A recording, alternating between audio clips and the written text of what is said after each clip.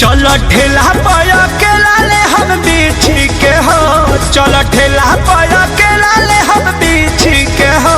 बोल का भाव बात हरा लीची के हो, बोल का भाव बात हरा लीची के हो।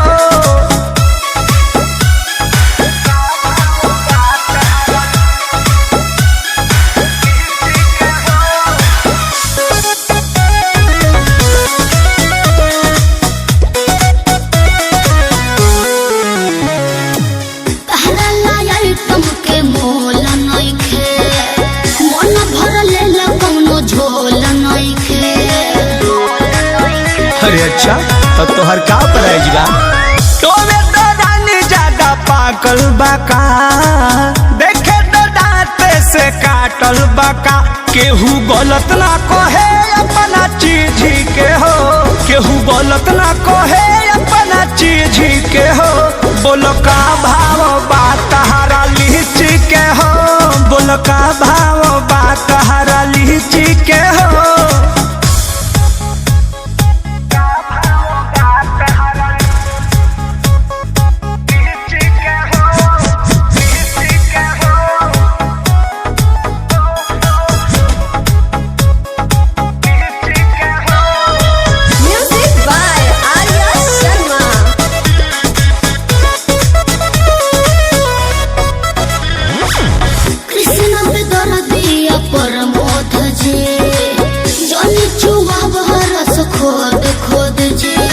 हेलो, आपको घाटा नहीं होगा, एको पाई ना तोहरा घाटा होई। छोड़ दे मखा के दादी खाटा होई। हाथ भीतरी ले डालू काहे खींची के हो, हाथ भीतरी ले डालू काहे खींची के हो।